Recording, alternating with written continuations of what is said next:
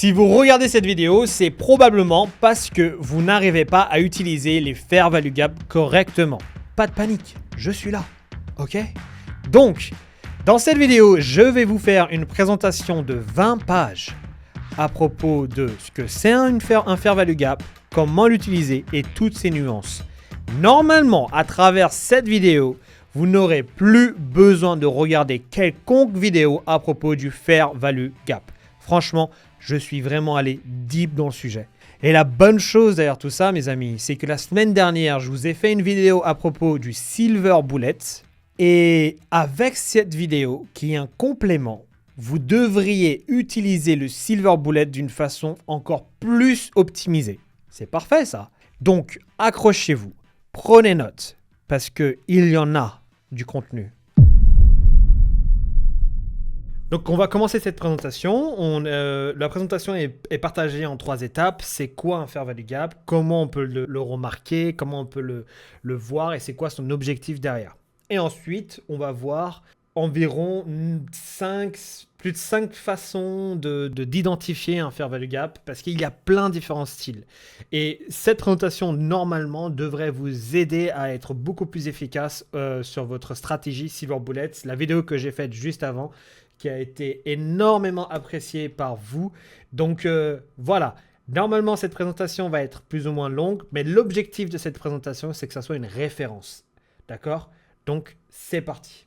Alors, donc le fair value gap, c'est quoi? C'est 3 bougies. Donc toutes les personnes qui ont vu la vidéo à propos du silver bullet, vous devriez savoir plus ou moins ce que c'est. Donc pour les personnes qui n'ont pas vu, c'est la création de 3 bougies. D'accord? Et entre ces 3 bougies-là, il y a une bougie qui a beaucoup plus de force, beaucoup plus de momentum. Et c'est cette bougie-là qu'on veut prendre en considération pour identifier notre fair value gap. Donc, c'est quoi comme type de bougie dont je parle? C'est, regardez ici, on a la bougie numéro 1 qui a été créée et on a une expansion qui se crée juste là. Et dans cette expansion-là, vous voyez ici, on a un vide. Et ce vide-là, on appelle ça un fair value gap. Donc oui, dans le silver bullet, je disais imbalance. Il y a plein de noms. Il y a inefficiency, imbalance, fair value gap. On ne sait pas trop bien ce que ICT veut dire derrière. Il y a aussi un autre type d'imbalance qui, pour moi aussi, ferait plus sens. C'est ce genre d'imbalance-là, où là, on a 2 mèches et ça, c'est un imbalance. Moi, j'ai cette intime conviction que c'est de ça que ICT parle. Néanmoins, on va dire aujourd'hui dans cette présentation un fair value gap. Et le fair value gap s'écrit de cette façon-là. Donc, si vous, derrière, vous voulez aller faire des recherches sur YouTube, voici les mots-clés à utiliser. Et plusieurs fois dans la présentation, je vais mettre le mot-clé tout à la fin pour que vous puissiez derrière utiliser ces mots-là pour faire des recherches sur YouTube. OK? Oh, d'ailleurs, je vois qu'il y a écrit Silver Bullet là et là. Attendez, on va changer ça de suite. Voilà. Donc, maintenant que j'ai changé le FAJ, c'est bon, je me sens beaucoup mieux. Étape suivante. Donc, dans ces fair value gap là, on a ce qu'on dit le displacement en anglais, ce qui est le déplacement. Et c'est ce genre de déplacement là qu'on veut voir sur le marché quand on a ces bougies qui se créent avec le fair value gap. Je vous ai mis ici des mots-clés, déplacement et manipulation. On représentera ça sur les charts à travers la lettre D et M. Donc, ce que je vais vous montrer ici, par exemple, c'est que on a le marché ici qui crée une structure. Le marché descend plus bas que cette structure-là, ici, vous pouvez le voir, ce qui nous crée potentiellement la manipulation. Pourquoi elle descend plus bas de la structure? Voilà, ça peut être pour plusieurs raisons. Liquidité, il y a un order block juste en dessous, il y a une imbalance juste en dessous, ainsi de suite. La liste est longue, ce n'est pas le point de cette vidéo. Ce qui crée derrière, c'est un displacement. Vous pouvez voir, on a une hausse qui se crée, qui nous casse maintenant cette structure. Et dans ce displacement, dans ce déplacement, on a le marché qui retourne ici dans son imbalance initiale. Vous voyez l'imbalance qui est juste là. Voilà. Il retourne en imbalance qui est juste là, ici. Vous pouvez mettre votre entrée là, stop loss en dessous et après, le marché s'envole. Vous allez me dire, mais pourquoi le marché réagit à cette imbalance-là et non pas à celui qui est là? Il y a plein de raisons derrière. Ce n'est pas le moment actuel là, ici, d'en parler, mais je vais en parler plus tard dans la vidéo. Gardez en tête le breaker block qui est là et le BPR qui est juste ici. D'accord? Gardez ça en tête et vous allez voir qu'on va en parler dans cette vidéo. Donc voilà, un displacement c'est quoi? C'est une continuité. Généralement, il faut attendre à une manipulation pour que ensuite derrière, avec cette manipulation-là, quand le déplacement se fait, on a une confirmation avec un FVG. Et regardez ensuite comment le marché réagit soit en haut de la structure, soit en bas de la structure. Donc ici, vous pouvez voir qu'on casse bien la structure juste ici. Et ensuite, là, on a bien un retracement qui se fait pour ensuite repartir à la hausse. De ce genre d'exemple-là, il y en a plein. Et je vous ai concocté plusieurs exemples. Donc, on a un exemple ici où, par exemple, on a deux equals qui se trouvent juste au-dessus, qui est du coup aussi de la liquidité. On va aller manipuler et chercher ça. Chose de faite. Qu'est-ce qui se passe ensuite? On peut voir qu'on avait deux autres equals là. Le marché va aller chercher ces equals et du coup aussi à la fois casser la structure à la baisse. Donc, qu'est-ce qu'on a? Manipulation, super. Et ensuite, après la manipulation, on a ici le déplacement qui se crée avec un très beau fair value gap. Maintenant que le fair value gap a été créé, on peut voir ici que là, hop, le fair value gap a été créé. On peut voir que le marché retrace, réagit ici à la structure, qu'on appellera ça un peu plus tard dans la présentation un niveau clé. Pareil, restez jusqu'au bout de la présentation pour comprendre ce que je veux dire. On retourne dans le fair value gap pour ensuite se recasser la gueule.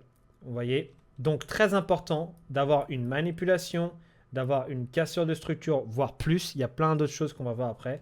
Mais très important derrière, c'est d'avoir un fair value gap qui se crée après la manipulation pour re-rentrer derrière. Vous voyez, on peut mettre le stop loss au-dessus. J'ai encore un autre exemple ici, voilà, où pareil, on peut voir ici que il y a eu du coup la manipulation, on va chercher plus bas. Ensuite, on a le displacement qui se passe là, en cassant la structure qui se trouve là, cassant cette structure qui est ici, pour que ensuite, là, on a un peu de liquidité, mais on a aussi là de l'imbalance, vous voyez? Et le marché, qu'est-ce qu'il va faire? Tape dans l'imbalance pour ensuite repartir à la hausse. Donc, des exemples, il y en a à la pelle. Vous voyez, des exemples, il y en a à la pelle. Donc, moi, ce que je vous conseille de faire, c'est aller sur TradingView, backtester ça. Le PDF est accessible. Il est dans le lien est dans la description. Téléchargez le PDF, mettez-le de côté, regardez par vous-même sur TradingView. Taguez-moi sur Instagram, @ousmane_noah. De toute façon, il y a un petit truc qui s'affiche quelque part là ou quelque part ici. Taguez-moi. Franchement, ça me fait plaisir de voir que vous êtes en train de grind et de travailler. Et franchement, je suis limite en train de vous provoquer. Prouvez-moi que j'ai tort. Parce que l'objectif de cette présentation, c'est de venir avec des choses mécaniques. Encore une fois, je ne veux pas avoir de nuances. Je veux que ça soit mécanique pour vous, que directement vous voyez sur le marché et que vous ne vous posez pas 1 milliard de questions. Donc, maintenant qu'on a vu plus ou moins comment est créé le fair value gap, je vais maintenant vous parler du IRL et du ERL. Le ERL, c'est quoi? C'est le External Range Liquidity. Ce qu'on pourrait dire en français, plus ou moins, la liquidité de plage externe. Merci de la traduction française qui n'est pas très ouf. Donc, on va rester sur la version anglaise, External Range Liquidity. Et on a le IRL, qui est le Internal Range Liquidity. Et généralement, le ERL, c'est généralement les structures plus hausses ou bien une structure plus basse. Et ensuite, on a le IRL qui est généralement le fair value gap. Et dans le petit time frame, ça nous indique plus ou moins à quel moment le marché est en train de bouger. Et ce que je veux vous dire derrière est très important, c'est que vous pouvez aussi rentrer dans ces moments-là. Et je vais vous dire exactement à quel moment ce genre de mouvement se fait. Et si vous êtes quelqu'un qui a l'habitude d'être sur mon Telegram ou bien à l'époque sur mon Discord public, rappelez-vous du RCC. On dirait un club de foot, mais c'est vrai. C'est un mot vraiment c'est 3 lettres très importantes. RCC, c'est quoi? C'est avoir une réaction, ok, pour avoir une confirmation et ensuite une continuation. Et ça, c'est généralement ce que vous allez trouver dans les continuations. Très important. Les continuations, c'est quoi? C'est au moment où on va chercher un external, zoomer un peu plus, voilà. C'est quand on va chercher un external range liquidity comme là. Et regardez ici, 1, 2, 3 bougies. On a le fair value gap qui se crée en plein milieu. Et boum, on reteste pour ensuite repartir encore plus haut, chercher le external range liquidity pour ensuite retaper dans le fair value gap et repartir à la hausse et ainsi de suite. Et c'est très important de comprendre cette notion. Et tout comme c'est très important de comprendre cette notion, le RCC, réaction, confirmation, continuation. Et vous voulez rentrer dans la confirmation ou bien dans la continuation. OK? Donc ça, c'est plus ou moins le IRL ou bien le ERL. Maintenant, je vais vous montrer encore plus d'exemples. Vous voyez ici, par exemple, on a la structure qui est là. Qu'est-ce que le marché fait? Le marché va casser cette structure pour aller chercher bien plus haut. Et quand le marché, là, ici, retrace à la baisse, on a un imbalance, on a un fair value gap qui est juste là et un autre fair value gap qui se trouve tout en bas. Vous voyez, ici, on en a deux. Et le marché va retracer dans ce fair value gap, mais aussi dans le dernier qui se trouve juste là, pour ensuite repartir à la hausse et chercher le external range liquidity qui se trouve bien plus haut. Et là, je vous ai sorti encore plein d'autres exemples. External range liquidity, on a un très beau displacement, déplacement. On tape dedans, on repart à la hausse. On tape dedans, on repart à la hausse. On tape dedans, on repart à la hausse. Et ainsi de suite. Et c'est là où je vous dis que si ce bas-là est le plus bas du marché, on a notre réaction, on a notre confirmation avec la cassure de structure qui se trouve ici. Et on a la pré-confirmation. Et ici, on a la confirmation. Vous pouvez rentrer après la clôture de bougie qui se trouve là pour être plutôt zen. Ou bien on reteste juste ici. Boum. Vous rentrez potentiellement soit la clôture là, soit ici. Stop loss en dessous. Et là, vous avez un super beau trade. Maintenant, je vais vous parler de la théorie de consistance. Et cette théorie de consistance, il n'y a rien de très compliqué. Hein. C'est quand on a 3 bougies en force. Ça veut dire quoi? C'est 3 bougies qui ont la même consistance, qui partent dans la même direction, qui a un très grand déplacement et en plus, ce qui nous donne derrière une très grande probabilité de continuation. Qu'est-ce que je veux dire par là? C'est que, vous voyez ici, on a une bougie noire et ensuite, on a une succession de bougies à la hausse. La bougie noire qui représente une bougie rouge de base. Donc, après ça, on a une succession de bougies grises qui nous montrent du coup des bougies à la hausse. Très bien. Néanmoins, ici, on a une bougie grise, grise et grise. Ce qui nous montre encore une autre phase de momentum, de déplacement à la hausse. Moi, ce qui m'intéresse derrière, c'est ce fair value gap là. Oui, on aurait pu utiliser celui qui est là, mais encore une fois, je vais vous montrer après d'autres petites nuances pour que vous compreniez derrière qu'un imbalance en lui-même, oui, est efficace, mais il y a aussi plusieurs facteurs. Et c'est l'objectif de cette vidéo, de comprendre tous ces facteurs-là, tout comme c'est l'objectif de ce PDF. Et encore une fois, si vous voulez avoir ce PDF-là, allez, le lien est dans la description, téléchargez-le et vous allez voir que vous allez davantage plus comprendre ce que je veux dire par là. Donc, on a une très belle réaction qui se trouve juste ici. Et après, qu'est-ce qu'on a? 1, 2, 3, 4, 5, 6. On a un imbalance, un fair value gap qui s'est créé juste là. Et ensuite de ça, le marché repart à la hausse. C'est super. Je vais vous montrer encore un autre exemple. 1, 2, 3. On a le fair value gap. Purée, ça ne fait pas partir. Hein, qui est situé juste là. Qu'est-ce que le marché fait? Le marché retrace dedans. Et ensuite, on met le stop loss juste là. Vous rentrez juste en dessous. Et vous avez un super beau trade. Maintenant, il y a aussi encore une autre nuance. Donc, même si dans cet exemple-là, ça fonctionne, faites attention. La nuance, c'est quoi? Je vous ai dit qu'il faut qu'il y ait 3 bougies en force. Là, ici, on a 3 bougies à la baisse en force. D'accord? On a 3 bougies qui descendent. Tout comme on a 3 bougies à la hausse qui représentent une certaine force. 3 bougies à la hausse ici. Vous voyez? Mais regardez, dans cet exemple-là, on a une bougie à la baisse, une très grande bougie à la baisse et une bougie à la hausse. Alors, ça reste valide. D'accord? Ça reste valide. Néanmoins, Attention quand même. Moi, je suis pas là pour vous sortir à chaque fois des exemples parfaits pour vous faire une présentation parfaite. Oui, une bougie qui est de cette façon-là, ça va.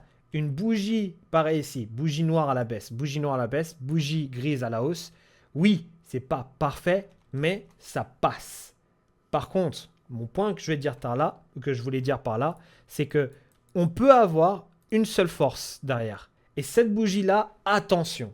Qu'est-ce que je veux dire par là? Une bougie noire à la baisse, très beau displacement à la hausse, et ensuite bougie noire. Et donc ça, c'est un peu un fake fair value gap, quelque chose sur lequel moi, je suis pas trop fan. Donc c'est pour moi une bougie indécise. Pas toutes les bougies partent dans la même direction. Il y a une absence de déplacement. Oui, on a une seule bougie à la hausse, mais c'est tout. Point barre. Ce qui nous donne derrière une très faible probabilité. Et vous pouvez le voir ici. On rentre dedans. Oui, on tape dans l'order block et ça repart à la hausse. Mais juste après, on repart à la baisse directement pour chercher la liquidité externe qui est juste là. Donc c'est pour ça qu'il faut faire attention à lesquels de fair value gap vous êtes en train d'utiliser. Là ici, on a le même exemple. On a une bougie qui a aucune force, on a une seule bougie à la hausse, un très gros rejet, on tape dedans. Peut-être que ici le trade est incroyable, mais après le marché se casse la gueule pour aller chercher la liquidité externe qui est juste là. Donc attention à quelle bougie vous êtes en train d'utiliser pour représenter votre fair value gap. Vous avez les plus optimisés avec 3 bougies en force, ou bien vous avez une bougie en force qui n'est pas le plus optimisé. Pour en finir maintenant, dans la théorie de consistance, on a le BPR. Et le BPR, c'est quoi? C'est quand nous avons 2 plus 2 fair value gap existantes ou temps au même niveau. C'est-à-dire que regardez ici, on a un fair value gap là, et ensuite on a un autre fair value gap là. Et si on étend tout ça, celui-là et celui-là, vous pouvez voir, hein, là ici, là, on a un violet qui est un peu plus foncé. Bah, moi, j'appelle ça une zone chaude. Et ICT appelle ça le Balance Price Range. D'accord? Et ce Balance Price Range est vraiment, vraiment, vraiment bien quand vous prenez des entrées en petit time frame. C'est-à-dire tout ce qui est en relation avec le 1 minute et 5 minutes. Pourquoi? Parce que ce Balance Price Range, le marché ne n'aime pas ça. Et du coup, vous allez voir le marché retracer pour ensuite repartir à la hausse. Et ce qui est cool derrière, c'est que vous avez soit le marché réagit ici pour repartir à la hausse, soit là ici vous avez un order block qui n'a jamais été touché et donc très efficace pour ensuite repartir à la hausse. Donc au final, vous avez un filet de sécurité à 2 niveaux. Soit on repart là, soit on repart là. Ce qui est vraiment, vraiment bien. Là, ici, un autre exemple. On a un fair value gap qui est ici et un autre fair value gap qui est là. Si on étire les deux à droite, bah, on peut voir qu'on a une zone chaude qui se situe juste ici. Et cette zone chaude-là nous donne un momentum à la hausse juste après. OK? Et donc ça, on appellera ça le BPR. Donc maintenant qu'on a compris ce que c'était un fair value gap, pourquoi et comment les identifier, on a du coup vu la théorie de la consistance. Maintenant on va voir les deux autres théories, les deux dernières, qui sont les gaps de structure. Qu'est-ce que c'est un gap de structure? C'est en gros un fair value gap qui casse une structure. Aussi simple que ça. C'est-à-dire que regardez ici, on a deux structures qui est juste là. Le marché va aller casser ces structures avec un très beau déplacement à la hausse, ce qui nous donne derrière un très beau fair value gap. Et ensuite, le marché va retester ce fair value gap pour ensuite continuer sa hausse. Donc, un BSG, c'est quoi? C'est en anglais, c'est un Break Structure Gap. En gros, en français, on dira que c'est un gap de rupture de structure. Et les BSG, ça a une certaine importance. Pourquoi? Parce que ça donne une certaine notion de la tendance du marché. Parce qu'on casse une structure, ce n'est pas rien. Donc, ça a une certaine importance derrière. Et je vais vous montrer encore un autre exemple ici, magnifique, où en gros, on a une cassure de structure qui se fait juste là. Le marché, regardez, hein, manipulation, displacement, cassure de structure. Qu'est-ce qui nous donne derrière? Un fair value gap qui se trouve juste là. Et comme je vous ai dit juste avant, on a le fair value gap là et l'order block juste ici. Très très belle réaction. Et ensuite, on a une très très belle baisse qui se suit juste après. Donc, c'est de cette façon-là qu'on peut identifier les fair value gap basés sur les cassures de structure. Alors, je vais vous dire que de temps en temps, la cassure de structure fonctionne pas trop, quoi. C'est-à-dire que nous qui voulions, par exemple, ici, on a une hausse qui se fait, on a une cassure de structure là, et donc du coup, on se dit, bah là, on repart, on continue à la hausse.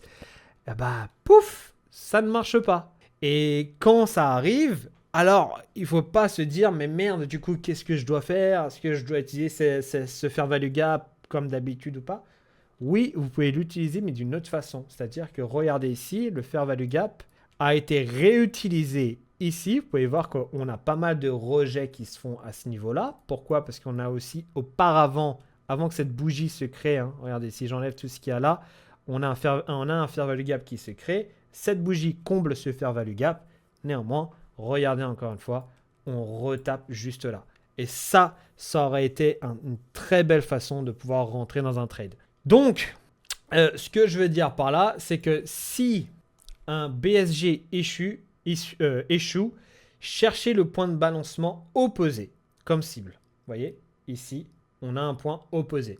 Et s'il y a un échec, la bougie opposée clôture à travers ou bien à l'inverse. Et c'est pour ça que ici, vous pouvez voir qu'au final, on clôture à l'inverse. C'est-à-dire qu'ici, on aurait dû clôturer la hausse. Mais là, ici, on clôture après avoir tapé dedans à la baisse. Et c'est après ça, qu'on peut potentiellement déduire que l'imbalance a été touchée et que là, maintenant, stop loss au-dessus. Ou bien même, regardez comment le marché est bien fait. Si même vous trouvez que vous n'êtes pas assez confiant, une bougie, 2, 3, le marché, qu'est-ce qu'il fait derrière? Cassure de structure ici. Manipulation de fait déjà ici. On peut prendre ça comme une validation de la manipulation. Fair value gap juste là. On peut rentrer ici. Stop loss soit au-dessus de ça, soit au-dessus de ça. Et là, boum, on repart à la baisse. Vous voyez, le marché est vraiment, vraiment bien fait, quoi. Un autre exemple ici, on a une cassure de structure qui se fait là et avec un très très beau déplacement à la baisse qui est en train de se faire. Donc on pourrait se dire qu'arrivé là-dedans, on repart à la baisse. Et regardez, hein, là on va à travers. Il n'y a pas de tige qui se crée. On va vraiment à travers ça. Ce qui donne du coup un potentiel signal pour nous de est-ce que vraiment on va aller à la baisse? Surtout que quand il y a de la liquidité qui commence à se créer juste au-dessus. Vous voyez les equals, on appelle ça. Qu'est-ce qui se passe ensuite? On va chercher ces equals pour ensuite encore aller plus haut. À la suite de ça, le marché retrace à la baisse. Et là, on a encore 1, 2, 3 très belles bougies à la hausse. Là, on a la balance de 3. C'est-à-dire que là, on a ces 3 bougies en force qui est sur le marché pour qu'on nous, on puisse derrière prendre un buy. On peut du coup voir le ralentissement ici. On a un potentiel buy qui apparaît juste là pour que ensuite, explosion à la hausse, nous donnant derrière une cassure de structure. Mais regardez encore une fois, regardez ici, le rejet. Vous voyez, ce rejet-là qui est basé sur cette imbalance. Et donc, c'est pour ça qu'on veut garder cette idée-là pour que derrière, vous voyez ce rejet-là, vous vous dites, ah, ok, il rejette encore une fois l'imbalance qui est là. On est en plus dans un momentum à la hausse et vous pouvez du coup rentrer en buy dans ces eaux-là. Ok? Voilà. Donc, on va passer maintenant à l'étape suivante qui sont maintenant les points clés. Donc, les points clés qu'on appelle ça les inflections, qu'on appellerait ça aussi en français les inflexions. Donc, pour essayer de rendre les choses un peu plus simples, on va appeler ça les points clés, mais sur les graphes, je vais appeler ça inf pour inflexion. Donc, les points d'inflexion sont trouvés en prolongeant le niveau de structure qui a été cassé, d'accord? Donc, un point d'inflexion plus un BSG, c'est un niveau clé. Donc, des exemples de niveau clé, il y en a ici. Par exemple, regardez. Là, on est en train de réagir Là, regardez, ici, c'est un très, très beau BPR, par exemple, au passage. Hein. On a un imbalance là, un fair value gap là, un autre fair value gap ici, un autre fair value gap ici. Donc on a 3 fair value gap qui sont en train de s'aligner. Boum, on a un très beau short qui peut se faire là. Ok, magnifique. Maintenant qu'on a le short qui a été fait, qu'on a targeté ces... Ah merde, vous pouvez pas voir. Hop. Maintenant qu'on a targeté ces zones-là, super. On a pris la liquidité qu'il fallait prendre, TP1 de fait. Qu'est-ce qui se passe après? On peut voir derrière qu'on est en train maintenant de repartir à la hausse. La chose que ici, on aurait dû aussi prendre en considération, c'est que oui, ici, on a une tendance à la baisse, mais à la base, on aurait dû avoir un buy ici. On aurait dû avoir un buy. Parce que regardez la tendance à la hausse, on aurait dû avoir un buy partir de là, ou bien en ayant tapé dans l'order block et partir à la hausse. Sauf que le marché ne l'a pas fait. Et donc à ce moment-là, on peut se poser la question de merde, qu'est-ce que le marché veut faire? Est-ce qu'au final, il n'est pas cherché une manipulation pour qu'ensuite on puisse repartir à la hausse? N'oubliez pas, le premier slide, c'est de ça que je parlais. Manipulation pour ensuite avoir le displacement, pour ensuite repartir à la hausse. Donc là, on peut voir qu'il est en train de faire une manipulation. Dans cette manipulation-là, on peut voir ici qu'il y a un gap qui s'est créé. Et regardez où est-ce que les points clés suivis de du fair value gap, aussi, ici, hop, on a un rejet qui se crée. Maintenant qu'on a ce rejet qui se crée, super. Je veux que vous donniez de l'importance à ce qui va se passer ici. 1, 2, 3. Fair value gap. Pas du tout respecté. Pas du tout même. Ce qui du coup nous crée ici un niveau clé. Avec l'imbalance, le fair value gap qui se trouve juste là et le fair value gap qui se trouve juste là. Et regardez comment le marché réagit au niveau clé ici. Rejet, rejet. On est en train de taper maintenant dans le fair value gap ici. Et après on rejette ici, là. Vous voyez? Pour ensuite partir à la hausse. Et c'est pour ça que ces niveaux clés-là sont très importants. Regardez, ici, on a un petit ici fair value gap. Le marché, qu'est-ce qu'il fait? On aurait dû tracer une ligne là. Mais parce que regardez où est-ce que le marché est en train de rejeter. Les deux structures. On a une structure qui se trouve ici, suivie d'un fair value gap qui se trouve là. Et on a une cassure de structure qui se trouve ici. Et donc, potentiellement, ces fair value gap, on peut les utiliser comme des BSG. Ah, là, ça commence à faire... Là, ça commence à... Si ça fait pas sens encore, ça va arriver. Mais les cassures de structure avec les fair value gap, on appelle ça des BSG. Chose de fait. Et on repart à la hausse. Donc, ces points clés sont très importants. Donc, très important pour vous d'avoir une cassure de structure où un point clé se crée après une cassure de structure, suivi d'un BSG, c'est encore meilleur parce que ça devient vraiment un niveau clé très important. On arrive maintenant vers la fin, les amis. Je sais que cette présentation est assez longue, mais encore une fois, l'objectif, c'est de faire un tour sur tous les fair value gap, que vous ayez ce PDF-là entre vos mains et que cette vidéo-là soit une référence pour que vous arrêtiez de sauter de vidéo à vidéo à vidéo et à vidéo. Ok? Mais il nous reste plus que 2 vidéos. Deux sliders et on a fini. Ok? Le breaker block, c'est quoi? Maintenant, le breaker block, je vais vous expliquer, c'est très simple. C'est un fair value gap qui a été créé avec une très grande force et du coup est passé à travers un order block sans même avoir de tige dedans. Très important, il ne faut pas qu'il y ait de tige. Il faut juste que le marché le traverse et c'est tout. Là, vous voyez ici, on le traverse. Pas de tige, on le traverse. Et ensuite, le marché retrace dedans, retrace dans cet order block, active les orders qui sont situés dans cet order block-là, et à la fois réagit à l'imbalance fair value gap qui se trouve ici pour repartir à la hausse. Voilà. Un autre exemple ici, on a un order block qui a été transpercé, hein, pas de tige, juste on le transperce. Qu'est-ce qui se passe après? Le marché réagit pour repartir à la hausse. On a aussi le fair value gap qui est là, l'order block qui est juste ici, et on repart à la hausse. Maintenant, dernière chose, c'est le inverted fair value gap. Et le inverted fair value gap ressemble aussi à le BSG raté. Okay? Les deux se ressemblent plus ou moins. J'aurais pu faire. J'aurais pu grouper les deux, mais je voulais mettre un peu une nuance à ça. Pas grand-chose. C'est que IFG a une très grande probabilité quand on a une seule bougie en force, d'accord? Au lieu d'en avoir trois, c'est une seule bougie, suivi aussi d'un BSG après une prise de liquidité, entre parenthèses, manipulation. Ok?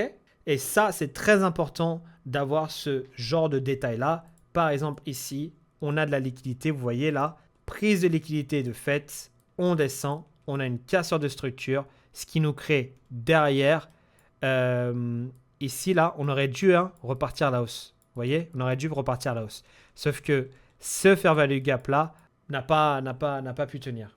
Et du coup, on peut voir que plus tard, on utilisera ce fair value gap comme point clé. Et du coup, on appellera ça un inverted fair value gap qui se rapproche vraiment, du BSG raté.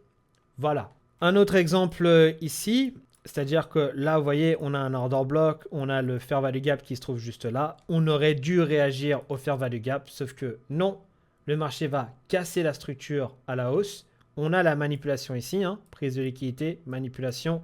On a le displacement, le déplacement à la hausse qui est juste là. Le marché, regardez, tac, va bien plusieurs fois taper dedans pour ensuite repartir à la hausse. Donc, très important de voir toutes ces nuances et de voir toutes ces choses-là. Donc voilà, maintenant, si vous êtes intéressé pour apprendre davantage, encore plus dans le détail à propos du trading, n'hésitez pas à aller sur le site Atelier Finance. Vous avez toutes les informations ici. Et sinon, pour avoir une réponse beaucoup plus rapide, vous avez mon email qui est dans la description. Envoyez-moi un email et quelqu'un de mon équipe viendra vers vous pour qu'on puisse avoir une conversation. Dans cette formation qui est beaucoup plus privée, où je passe vraiment beaucoup de temps avec la communauté, je fais du trading en live direct avec eux pour que l'apprentissage soit beaucoup plus rapide. Je revois tous vos trades pour être sûr et certain que la simulation a été faite. Il y a aussi pas mal de discussions à propos de la psychologie dans le trading. On a des calls tous les mardis et jeudis soirs. Et vous avez aussi accès au Discord avec tout le monde en train de parler matin, midi et soir à propos du trading. Voilà.